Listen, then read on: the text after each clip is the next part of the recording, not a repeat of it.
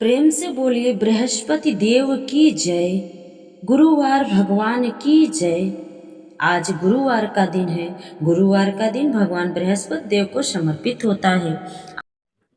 इस व्रत को करने से समस्त इच्छाएं पूर्ण होती हैं और बृहस्पति महाराज प्रसन्न होते हैं। धन विद्या पुत्र मनोवांछित फल की प्राप्ति होती है। परिवार में सुख शांति रहती है। इसलिए यह व्रत सर्वश्रेष्ठ और अति फलदायक है। इस व्रत में केले का पूजन ही करें। कथा और नियम के समय मन क्रम और वचन से शुद्ध होकर मनोकामना पूर्ति के लिए बृहस्पति देव से प्रार्थना करनी चाहिए। दिन में एक समय ही भोजन करें। भोजन चने की दाल का करें। नमक न खाएं। पीले वस्त्र पहने। पूरे फूलों का प्रयोग करें। पीले चंदन से पूजन करें। पूजन के बाद भगवान बृहस्पति की कथा सुननी चाहिए। आइए सुनते हैं बृहस्पतिवार की व्रत कथा। प्राचीन समय की बात है। एक बड़ा प्रतापी और दानी राजा राज्य करता था। वह प्रत्येक गुरुवार को व्रत रखता, पूजा करता था। यह उसकी रानी को अच्छा न लगता। न वह व्रत करती और न ही किसी को एक पैसा दान में देती। राजा को भी ऐसा करने से मना किया करती थी। एक समय की बात है। राजा शिकार खेलने वन को चले गए। घर पर रानी और दासी अकेले थी। उस समय गुरु बृहस्पति देव साधु का रूप धारण कर राजा के घर पर भिक्षा मांगने आए।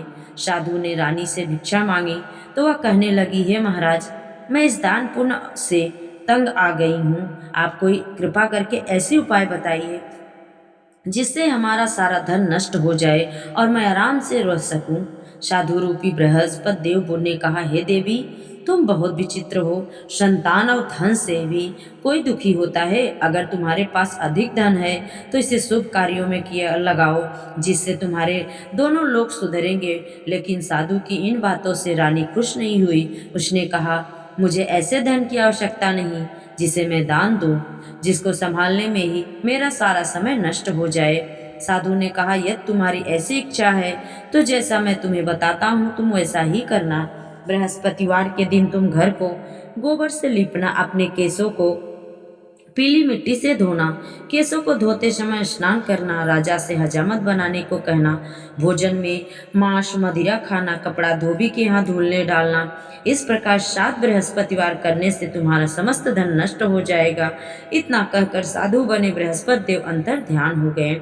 साधु के कहे के अनुसार रानी को केवल 3 ही बृहस्पतिवार ही बीते थे कि उसकी समस्त धन संपत्ति नष्ट हो गई। भोजन के लिए परिवार तरसने लगा।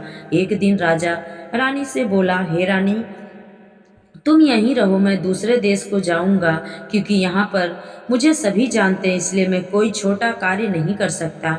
ऐसा कहकर राजा परदेश चला गया। वहाँ वह जंगल से लकड़ी काट कर लाता और शहर में बेचता। इस तरह वह अपना जीवन व्यतीत करने लगा। इधर राजा के बिना रानी और दासी दुखी रहने लगी। एक समय जब रानी और दासी को 7 दिन बिना भोजन के रहना पड़ा तो रानी ने अपनी दासी से कहा, हे दासी, पास ही के नगर में मेरी बहन रहती है। वह बड़ी धनवान है। तू उसके पास जा और कुछ ले आ, ताकि हम लोगों का थोड़ा बहुत गुजर बसर हो सके। दासी रानी की बहन के पास गई। उस दिन बृहस्पतिवार का दिन था। रानी की बहन उस समय बृहस्पतिवार की कथा सुन रही थी। दासी ने रानी की बहन से अपनी रानी का संदेश दिया, लेकिन रानी की बहन ने कोई उत्तर नहीं दिया। जब दासी को रानी की बहन से कोई उत्तर नहीं मिला तो वह बहुत दुखी हुई। उसने क्रोध भी आया। दासी ने वापस आकर रानी को सारी बात बता दी। रानी ने सुनकर अपने भाग्य को कोसा। उधर रानी की बहन ने सोचा कि मेरी बहन की दासी आई थी, परंतु मैं उससे कुछ नहीं बोली, इससे वह बहुत दुखी होगी। कथा सुनकर और पूजा समाप्त कर वह अपनी बहन के घर गई और कहने लगी, हे बहन, मैं बृहस्पतिवार का व्रत कर रही थी। तुम्हारी दासी गई थी, परंतु जब तक कथा होती है तब तक न उठते हैं और न बोलते हैं, इसलिए मैं नहीं बोली। कहो दासी क्यों गई थी? रानी बोली, बहन, हमारे घर अनाज नहीं था। ऐसा कहते कहते रानी की आंखों में आंसू भर आए। उसने दासी सहित भूखा रहने की बात भी अपनी बहन को बता दी। रानी की बहन बोली, बहन देखो, बृहस्पति देव भगवान सबकी मनोकामना पूर्ण करते हैं। देखो, शायद तुम्हारे घर में भी कुछ अनाज रखा हो। यह सुनकर दासी घर के अंदर गई तो वहां उसे एक घड़ा अनाज का भरा मिला। उसे बड़ी हैरानी हुई क्योंकि उसे एक एक बर्तन देख लिया था। उसने बाहर आकर रानी को बताया। दासी रानी से कहने लगी, हे रानी, जब हमको भोजन नहीं मिलता तो हम व्रत ही तो करते हैं, इसलिए क्यों न इनसे व्रत और कथा की विधि पूछ लो, हम भी व्रत किया करेंगे। दासी के कहने पर रानी ने अपनी बहन से बृहस्पतिवार व्रत के बारे में पूछा। उसकी बहन ने बताया, बृहस्पतिवार के व्रत में चने की दाल और मुनक्का से विष्णु भगवान का केले की जड़ में पूजन करे, दीप जलाए, पीला भोजन करे, कथा सुने, लास्ट में आरती करे। इससे गुरु भगवान प्रसन्न होते हैं, मनोकामना पूर्ण करते हैं। व्रत और पूजन की विधि बताकर रानी की बहन अपने घर लौट गई। रानी और दासी दोनों ने निश्चय किया कि बृहस्पति देव भगवान का पूजन जरूर करेंगे। 7 रोज बाद जब बृहस्पतिवार आया तो उन्होंने व्रत रखा। गुड़साल में जाकर चना और गुड़ बीन लाया, उसकी दाल से केले की जड़ और भगवान विष्णु का पूजन किया। अब भोजन की पारी आई। पीला भोजन कहाँ से आए? दोनों बड़ी दुखी हुई, रानी और दासी, परंतु उन्होंने व्रत किया था इसलिए बृहस्पति देव उनसे बहुत प्रसन्न थे। एक साधारण व्यक्ति के रूप में बृहस्पति देव ने 2 थालों में सुंदर पीला भोजन लेकर आए और दासी को देकर बोले, हे दासी, यह भोजन तुम्हारे लिए और तुम्हारी रानी के लिए है, इसे तुम दोनों ग्रहण करना। दासी भोजन पाकर बहुत प्रसन्न हुई। उसने रानी को सारी बात बताई। उसके बाद से वह प्रत्येक बृहस्पतिवार को गुरु भगवान का व्रत और पूजन करने लगी। बृहस्पति भगवान की कृपा से उनके पास फिर से धन हो गया, परंतु रानी फिर पहले की तरह आलस्य करने लगी। तब दासी बोली, देखो रानी, तुम पहले भी इस तरह आलस्य करती थी, तुम्हें धन के रखने में कष्ट होता था, इस कारण सभी धन नष्ट हो गया। अब गुरु भगवान की कृपा से धन मिला है तो फिर तुम्हें आलस्य हो रहा है। बड़ी मुसीबतों के बाद हमने यह धन पाया, इसलिए हमें दान पुण्य करना चाहिए। अब तुम भूखे मनुष्यों को भोजन कराओ, प्याऊ लगवाओ, ब्राह्मणों को दान दो, कुआं तालाब बावड़ी का निर्माण कराओ, मंदिर पाठशाला बनवाओ, ज्ञान का दान दो, कुंवारी लड़कियों का कन्यादान करवाओ, धन को शुभ कार्यों में खर्चा करो, जिससे तुम्हारे कुल का यश बढ़े और स्वर्ग प्राप्त हो, और जो तुम्हारे पितर हो प्रसन्न हो। दासी की बात मानकर रानी शुभ कर्म करने लगी, उसका यश फैलने लगा।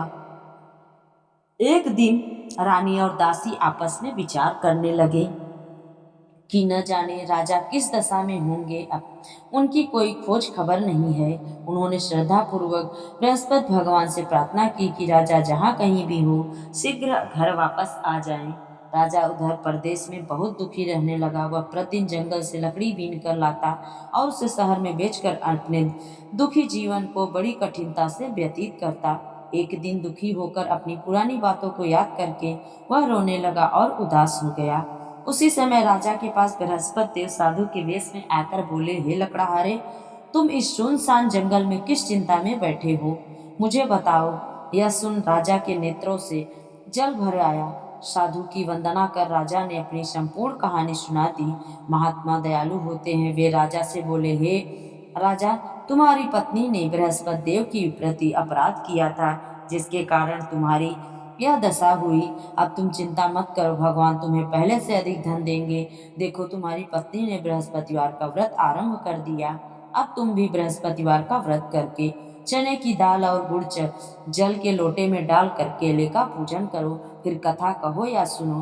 भगवान तुम्हारी सभी मनोकामनाओं को पूर्ण करेंगे।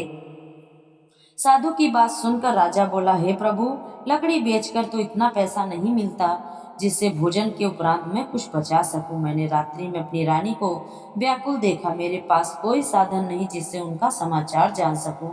फिर मैं कौन सी कहानी कहूं, यह भी मुझको पता नहीं है। साधु ने कहा, हे राजा, मन में बृहस्पति भगवान के पूजन व्रत का निश्चय करो, वे स्वयं तुम्हारे लिए कोई न कोई राह जरूर बना देंगे। बृहस्पतिवार के दिन तुम रोजाना की तरह लकड़ियां लेकर शहर में जाना। तुम्हें रोज से दुगना धन मिलेगा, जिससे तुम भली भांति भोजन कर लोगे। बृहस्पति देव की पूजा का सामान भी आ जाएगा। जो तुमने बृहस्पतिवार की कहानी के बारे में पूछा है वो इस प्रकार है, ध्यान पूर्वक सुनो। प्राचीन काल में एक बहुत ही निर्धन ब्राह्मण था। उसको कोई संतान न थी। वह नित्य पूजा पाठ करता। उसकी स्त्री न स्नान करती और न किसी देवी देवता का पूजन करती। इस कारण ब्राह्मण देवता बहुत दुखी रहते थे। भगवान की कृपा से ब्राह्मण के यहाँ एक कन्या उत्पन्न हुई।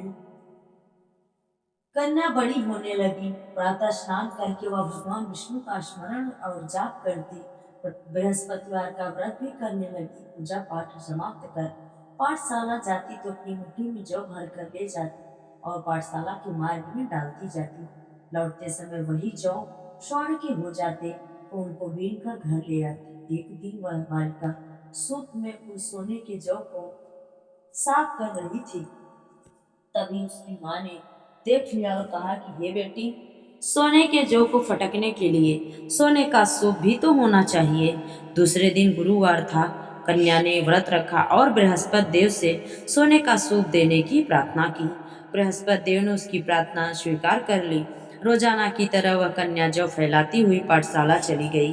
पाठशाला से लौटकर जब वह जौ बीन रही थी तो बृहस्पति देव की कृपा से उसे सोने का सूप मिला। उसे वह घर ले आई और उससे जौ साफ करने लगी, लेकिन उसकी माँ का रंग ढंग वही रहा। एक दिन की बात है, कन्या सोने के सूप में जौ साफ कर रही थी। उस समय उस नगर का राजकुमार वहां से निकला। कन्या के रूप और कार्य को देखकर वह उस पर मोहित हो गया। राजमहल आकर वह भोजन जल त्याग कर उदास होकर लेट गया। राजा को जब राजकुमार द्वारा अन्न जल त्यागने का समाचार मिला तो अपने मंत्रियों के साथ अपने पुत्र के पास गया और कारण पूछा। राजकुमार ने राजा को उस लड़की के घर का पता भी बता दिया। मंत्री उस लड़की के घर गया। मंत्री ने ब्राह्मण के समक्ष राजा की ओर से निवेदन किया। कुछ ही दिन बाद ब्राह्मण की कन्या का विवाह राजकुमार के साथ संपन्न हो गया। कन्या के घर से जाते ही ब्राह्मण के घर में पहले की जैसी गरीबी का निवास हो गया। एक दिन दुखी होकर ब्राह्मण अपनी पुत्री से मिलने गए। बेटी ने पिता की अवस्था को देखा और अपनी माँ का हाल पूछा। ब्राह्मण ने सभी हाल कह सुनाया। कन्या ने बहुत सा धन देकर अपने पिता को विदा कर दिया, लेकिन कुछ दिन बाद फिर वही हाल हो गया।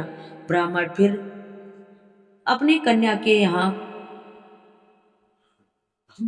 गया और सभी हाल पुत्री को बताई। हे पुत्री बोली, हे पिताजी, आप माता को यहाँ लेकर आओ, मैं उन्हें यह सब विधि बता दूंगी जिससे गरीबी दूर हो जाएगी। ब्राह्मण देवता अपनी स्त्री को साथ लेकर अपनी पुत्री के पास राजमहल पहुंचे तो पुत्री अपनी माँ को समझाने लगी। हे माँ, तुम प्रातः काल स्नान करके विष्णु भगवान का पूजन करो तो सब दरिद्रता दूर हो जाएगी। परंतु उसकी माँ ने उसकी एक भी बात नहीं मानी। वह प्रातःकाल उठकर अपनी पुत्री की बची जूठन को खा लेती थी। एक दिन उसकी पुत्री को बहुत गुस्सा आया। उसने अपनी माँ को एक कोठरी में बंद कर दिया। प्रातः उसे स्नान करा के पूजा पाठ करवाया तो उसकी माँ की बुद्धि ठीक हो गई।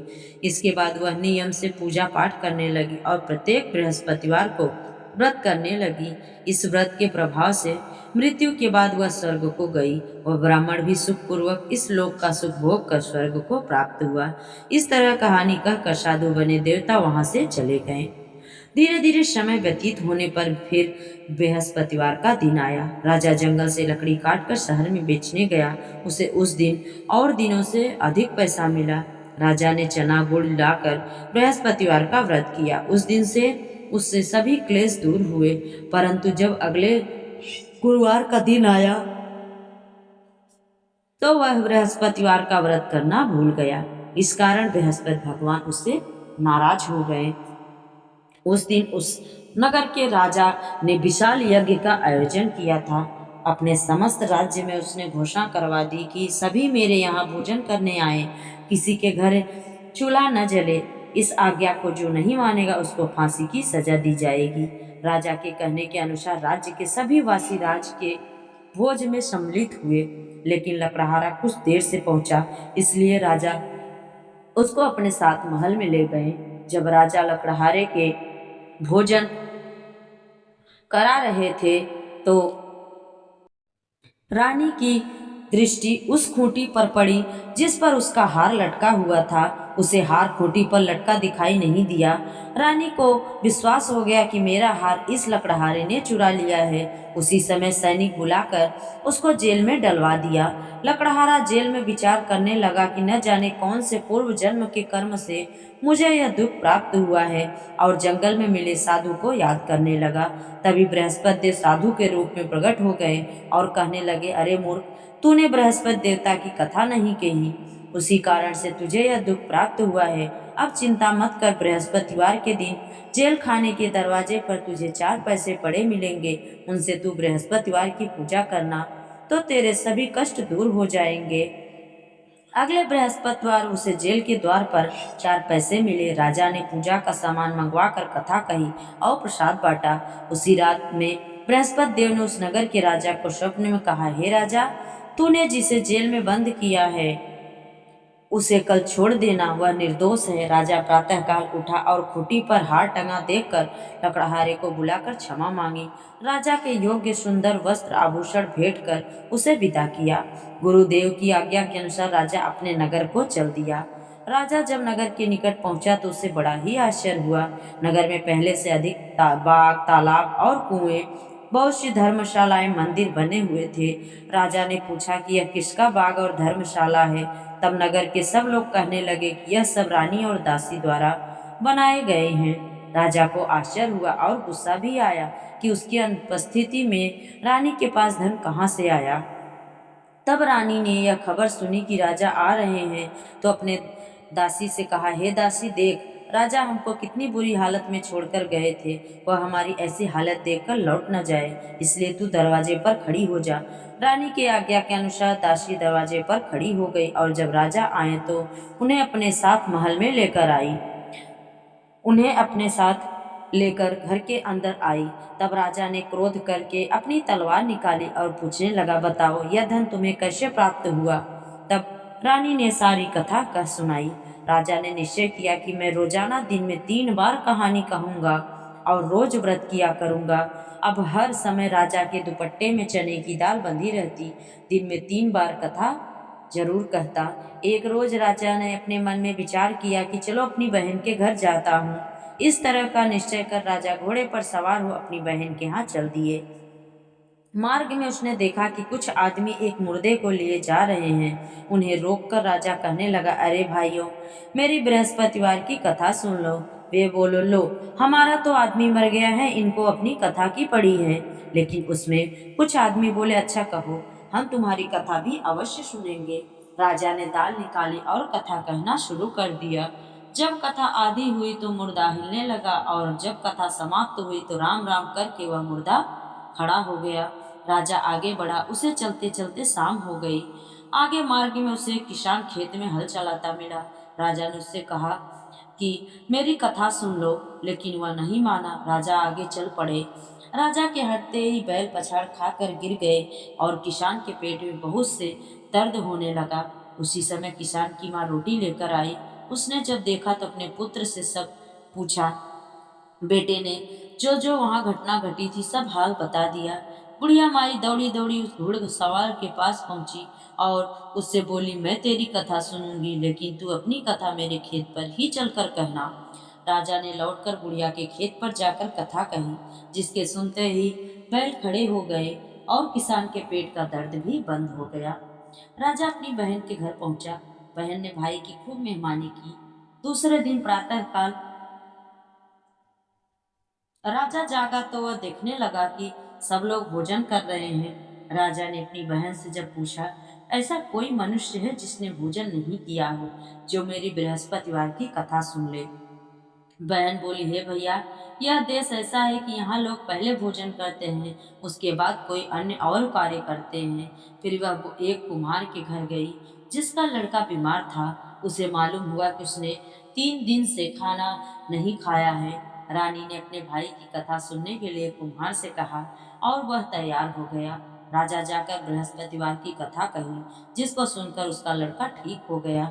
अब तो राजा को प्रशंसा होने लगी हर जगह। एक दिन राजा ने अपनी बहन से कहा, हे बहन, मैं अब घर पर जाऊंगा, तुम भी तैयार हो जाओ। राजा की बहन ने अपनी सास से अपने भाई के साथ जाने की आज्ञा मांगी। सास बोली, हाँ चली जा, मगर अपने लड़कों को मत ले जाना, क्योंकि तेरे भाई को कोई संतान नहीं है। बहन ने अपने भाई से कहा, हे भैया, मैं तो चलूंगी मगर कोई बालक नहीं जाएगा। अपनी बहन को भी राजा गुस्से में छोड़कर दुखी मन से राजा अपने नगर को लौट आया। राजा ने अपनी रानी से सारी कथा बताई और बिना भोजन किए ही सैया पर लेट गया। रानी बोली, हे प्रभु, बृहस्पति देव ने हमें सब कुछ दिया है, वे हमें संतान अवश्य देंगे। उसी रात बृहस्पति देव ने राजा को स्वप्न में कहा, हे राजा, उठ, सभी सोच त्याग दे, तेरी रानी गर्भवती है। राजा को यह जानकर बड़ी खुशी हुई। 9वें महीना रानी के गर्भ से एक सुंदर पुत्र पैदा हुआ। तब राजा बोला, हे रानी, स्त्री बिना भोजन के रह सकती है, परंतु बिना कहे नहीं रह सकती। जब मेरी बहन आए तो तुम उससे कुछ मत कहना। रानी ने हाँ कर दी। जब राजा की बहन ने यह शुभ समाचार सुना तो वह बहुत खुश हुई और बधाई लेकर अपने भाई के यहाँ आई। रानी ने तब उसे आने का उलाहना दिया। जब भाई अपने साथ ला रहे थे तब टाल दी, उनके साथ नहीं आई और आज अपने आप ही भागी भागी बिना बुलाए आ गई। तो राजा की बहन बोली, देखो भाई, मैं इस प्रकार न कहती तो तुम्हारे घर औलाद कैसे होती। बृहस्पति देव सभी मनोकामनाएं पूर्ण करते हैं। जो सद्भावना पूर्वक बृहस्पतिवार का व्रत करता और कथा सुनता है, बृहस्पति देव उसकी सभी मनोकामना पूर्ण करते हैं, उसकी सदैव रक्षा करते हैं। जो संसार में सद्भावना से गुरुदेव का पूजन और सच्चे हृदय से व्रत करता है, उसकी सभी मनोकामनाएं वैसे ही पूर्ण होती है जैसी सच्ची भावना से। रानी और राजा ने बृहस्पति देव की कथा का गुणगान किया तो उनकी सभी इच्छाएं बृहस्पति देव जी ने पूर्ण की। अनजाने में भी बृहस्पति देव की उपेक्षा न करे, ऐसा करने से सुख शांति नष्ट हो जाती है। इसलिए सबको कथा सुनने के बाद प्रसाद लेकर जाना चाहिए। हृदय से उनका मनन करते हुए जयकारा बोलना चाहिए। प्रेम से बोलिए, बृहस्पतिवार की जय, भगवान बृहस्पति देव की जय। आइए अब सुनते हैं बृहस्पति देव की आरती। जय बृहस्पति देवा स्वामी, जय बृहस्पति देवा, छिन छिन भोग लगाऊं कदली फल मेवा। ओ तुम पूर्ण परमात्मा, तुम अंतर्यामी, जगत पिता जगदीश्वर, तुम सबके स्वामी। ओम जय बृहस्पति देवा, चरणामृत निज निर्मल, सब पातक हरता, सकल मनोरथ दायक, कृपा करो भरता। तन मन धन अर्पण कर, जो जन शरण पड़े, तब प्रभु प्रगट हो कर, आकर द्वार खड़े। ओम जय बृहस्पति देवा, दीन दयाल दयानिधि, भक्तन हितकारी, पाप दोष सब हरता, भव बंधन हारी।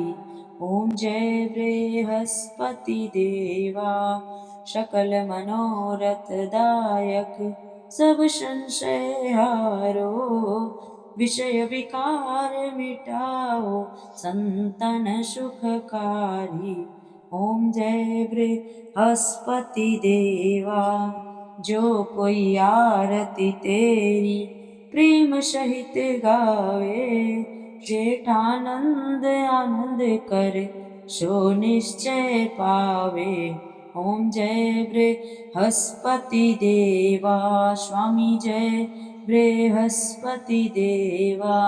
सब बोलो भगवान विष्णु की जय, बोलो बृहस्पति देव की जय। आशा करती हूँ आप सभी को आज की कथा अच्छी लगी होगी। अगर कथा अच्छी लगे तो लाइक, शेयर और चैनल को सब्सक्राइब जरूर करें और कमेंट में जय बृहस्पति देव जरूर लिखें। जय श्री हरि।